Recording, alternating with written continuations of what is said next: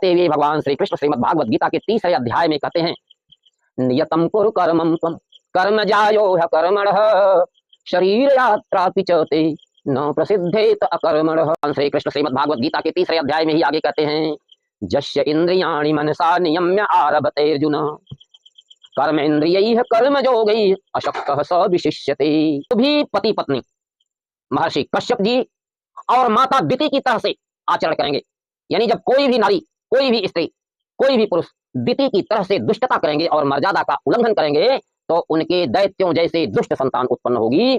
और जब कोई भी पुरुष महर्षि कश्यप और कोई भी माता अदिति के समान मर्यादा में रहते हुए लोक के कुल की परंपरा के अनुसार मर्यादित आचरण करेंगे तो जिस तरह से माता दिति के पुत्र देवता हुए उस तरह से उत्तम संतान उत्पन्न होगी। जय श्री कृष्ण। आप सभी भक्तों को पंडित श्री लल्लन पांडे का जय श्री राम, जय श्री कृष्ण।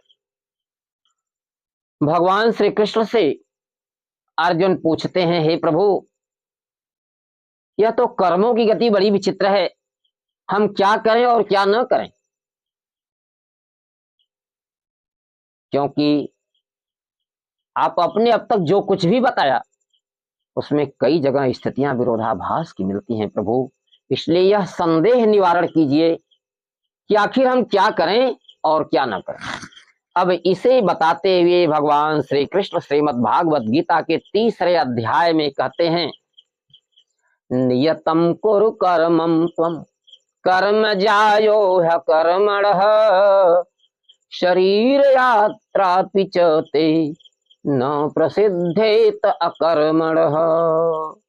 हे अर्जुन, जो नियत कर्म है उन्हें करो। नियत कर्म क्या है? देखिए, नियत कर्म 3 प्रकार का होता है। सबसे पहले तो वेदों में निर्धारित है, भाई ये करना चाहिए और ये नहीं करना चाहिए। दूसरी बात, समाज में निर्धारित है, क्या करना चाहिए क्या नहीं करना चाहिए। उदाहरण, हाँ देखिए उदाहरण है, समाज ये कभी नहीं कहता कि कोई व्यक्ति किसी को मारे पीटे कष्ट दे, किसी का धन छीन ले, किसी की बेईमानी कर ले, किसी की चोरी कर ले, ये सब तो समाज नहीं कहता। यानी ये कर्म समाज में निंदित है। आप पढ़िए लिखिए, समाज में आदर सम्मान के साथ रहिए, नौकरी करिए, व्यवसाय करिए, खेती करिए, पशुपालन करिए, पढ़ लिख करके बहुत आगे बढ़ गए, कंपटीशन निकाल लिए, अच्छी सर्विस कीजिए, आगे बढ़िए, धर्म के मार्ग से सम्मानित रास्ते से धन कमाइए। समाज ने ये सारे नियम निर्धारित कर दिए और हर कुल में नियम निर्धारित है। जैसे कोई भी, ये हमारे दादा किए हैं, पिता किए हैं, हमारे कुल का ये नियम है, हमारी परंपरा है, हमारे घर में ये किया जाता है हर समय, ये हमारी कुल परंपरा है। तो मेरे मित्रों, 3 तरह से कर्म नियत होते हैं। एक वेद के हिसाब से, या पुण्य है या पाप है, या करो या मत करो। तो वेद ने, शास्त्र ने खुद बताए हैं, जिसके लिए हम विद्वानों से पूछते हैं कि हाँ पंडित जी अब क्या करें और क्या नहीं करें। बहुत सी बातें हम लोग जानते भी हैं कि ये करना चाहिए और ये नहीं करना चाहिए, और जो नहीं जानते हैं वह विद्वानों से पूछते हैं। तो यह वेद रीति है। और समाज ने सारे नियमों को बना दिया है, भाई इस गांव में ये होता है, वो होता है, ऐसे करिए ऐसे मत करिए। और हर कुल का नियम होता है कि हमारे कुल की ये परंपरा है। तो वेद रीत, लोक रीत और कुल परंपरा के अनुसार जो कर्म निर्धारित कर दिया गया है पूर्वजों के द्वारा, उसको करो और उसी हिसाब से आगे बढ़ो। जितना आगे आप बढ़ सकते हैं उतना आगे बढ़िए। अब दूसरा प्रश्न, मैंने नियत कर्म करना है। अब पूछे अर्जुन ने दूसरा प्रश्न किया, हे प्रभु कैसे करें? मान लीजिए नियत कर्म करना है, पर नियत कर्म किस ढंग से करें? तो भगवान श्री कृष्ण श्रीमद् भागवत गीता के 3रे अध्याय में ही आगे कहते हैं, जस्य इंद्रियाणि मनसा नियम्य आरभते अर्जुन कर्म इंद्रियैः कर्म जोगैः अशक्तः स विशिष्यते।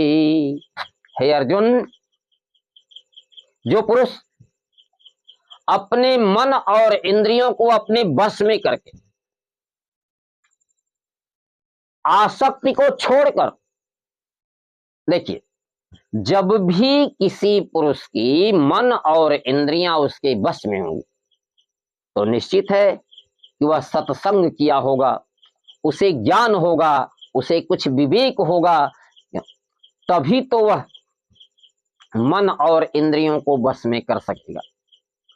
तो ऐसे पुरुष जो धर्म आचरण करने वाले हैं वह मन और इंद्रियों को वश में करके उचित अनुचित का विचार करके कर्म करते हैं निरासक्त भावना से, आसक्ति नहीं होती है।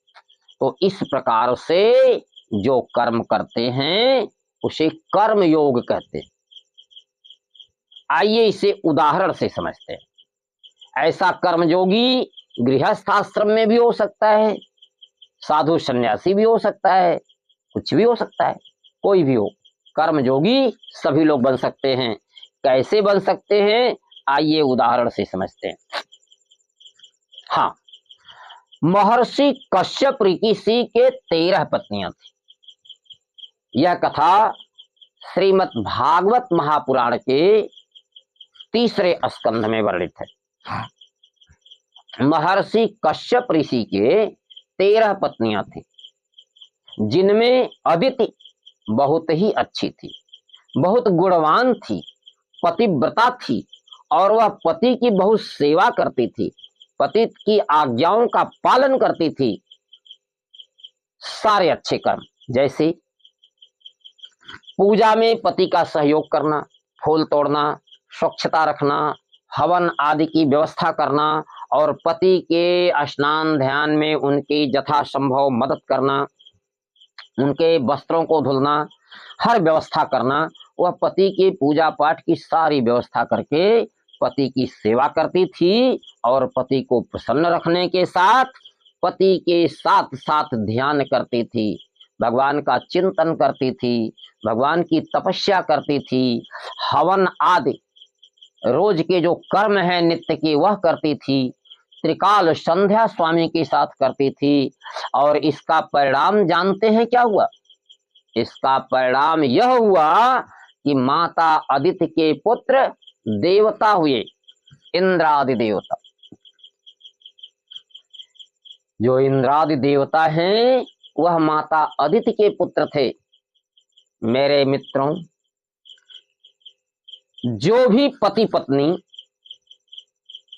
महर्षि कश्यप जी और माता अदिति की भांति मर्यादा का पालन करते हुए दाम्पत्य धर्म, गृहस्थ धर्म में आचरण करेंगे, उनके देवताओं के समान सुंदर संतान होगी। और माता अदिति और महर्षि कश्यप जी के इस मर्यादा के अनुकूल आचरण को मर्यादित आचरण कहते हैं। यह दाम्पत्य धर्म की मर्यादा है। अब आइए आगे विचार करते हैं। कश्यप जी की और भी पत्नियां थी, 12 पत्नियां और थी। वे इतनी गुणवान नहीं थी, सामान्य थी, इसलिए उनके अनेक प्रकार की संतानें हुई। ठीक है, उनमें से एक दिति भी थी और दिति स्वभाव से ही दुष्ट थी। उसके कोई संतान नहीं थी। क्यों? क्योंकि वह तो सबसे झगड़ा करती रहती थी, उसे झगड़ा से फुर्सत नहीं थी, संतान कहां से होगी। पति से भी वह हमेशा किसी न किसी बात पर लड़ती रहती थी। माने उसकी प्रसिद्धि अपनी बहनों से, अपने पति से और सबसे झगड़ा करने के लिए थी, इसलिए उसके कोई संतान नहीं। अब एक दिन ऐसा संजोग बना कि वह आश्रम में घूम रही थी। उसने देखा कि उसकी 12 बहनों के बहुत सारे पुत्र हैं और सबकी संतानों से आश्रम भरा हुआ है। आश्रम में चारों तरफ चहल पहल मची हुई है। एक अदिति ही, एक दिति ही ऐसी है जिसके कोई संतान नहीं। अब तो दिति के मन में बहुत जलन हुई, वह अपनी सभी बहनों से जल उठी ईर्ष्या में और तुरंत दौड़ती हुई कश्यप ऋषि के पास पहुंची। तब क्या हुआ, कश्यप ऋषि को दोनों हाथों से कसकर पकड़ लिया। अब महर्षि कश्यप जी पूछते हैं, अरे दिति क्या बात है। दिति ने कहा, स्वामी मेरी सभी बहनों के बहुत से पुत्र हैं, मुझे भी पुत्र चाहिए। कश्यप जी ने कहा, ठीक है तुम्हें भी पुत्र होंगे, पर थोड़ा धैर्य रखो, यह शाम का समय है, यह समय संध्या पूजा करने का है। देखो मैं पूजा की तैयारी कर रहा हूं, पुष्प तोड़ रहा हूं, तुम भी आओ फूल तोड़ो, उसके बाद स्नान करते हैं और फिर भगवान की संध्या पूजा करते हैं, और जब समय आएगा तो हम संतान के लिए प्रयास करेंगे भगवान का स्मरण करके। पर दिति ने क्या कहा, दिति ने कहा, ना हमें तो अभी ही चाहिए। मित्रों यह कैसा आचरण है, यह दाम्पत्य धर्म की मर्यादा का उल्लंघन है। अब इसका परिणाम क्या होगा बस देखिए। कश्यप ऋषि समझाना शुरू किए, देखो दिति यह शाम का समय, इस समय आकाश मंडल में अनेक प्रकार के भगवान शंकर के भूत गण विचरते हैं। यह समय संध्या पूजा का है, इस समय दूसरा कर्म करना उचित नहीं है, इसलिए थोड़ा धैर्य रखो, चलो पहले संध्या पूजा करते हैं। पर दिति कब मानने वाली थी, उसने तो कश्यप जी के वस्त्रों को ऐसा पकड़ा कि छोड़ने का नाम ही नहीं लिया, और कश्यप जी को खींचते हुए आश्रम के अंदर ले गई।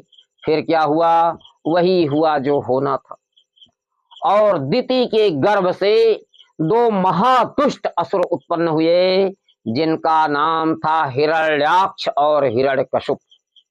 इनके विषय में आप जरूर जानते होंगे, और समय मिलेगा तो फिर इस कथा को आगे कहेंगे।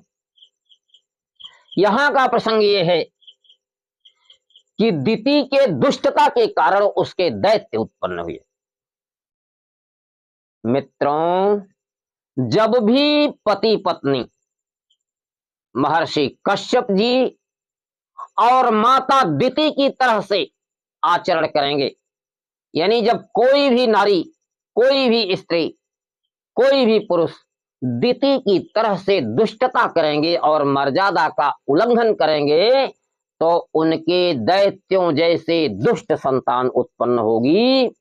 और जब कोई भी पुरुष महर्षि कश्यप और कोई भी माता अदिति के समान मर्यादा में रहते हुए लोक के कुल की परंपरा के अनुसार मर्यादित आचरण करेंगे, तो जिस तरह से माता दिति के पुत्र देवता हुए, उस तरह से उत्तम संतान उत्पन्न होगी। हमें इस तरह से भगवान श्री कृष्ण ने अर्जुन को बताया कि हे अर्जुन, नियतम कुरु कर्मम त्वम, माने जो निर्धारित कर्म है उसे करो। और कैसे करो, मन और इंद्रियों को अपने वश में करके, निरासक्त भाव से, उचित अनुचित का विचार करके, समय का विचार करके, परंपरा का विचार करके, कर्तव्य भाव से करो। मित्रों इस तरह से हम सभी लोग आचरण करें। भगवान ने यही बताया है कि हम उत्तम संतान की प्राप्ति के लिए माता अदिति और महर्षि कश्यप की भांति मर्यादा में रहते हुए आचरण करें, ताकि हमारे देवताओं के समान सुंदर पुत्र उत्पन्न हो, जो समाज में कुल की परंपरा को आगे बढ़ाएं, यश को आगे बढ़ाएं। जय श्री कृष्ण।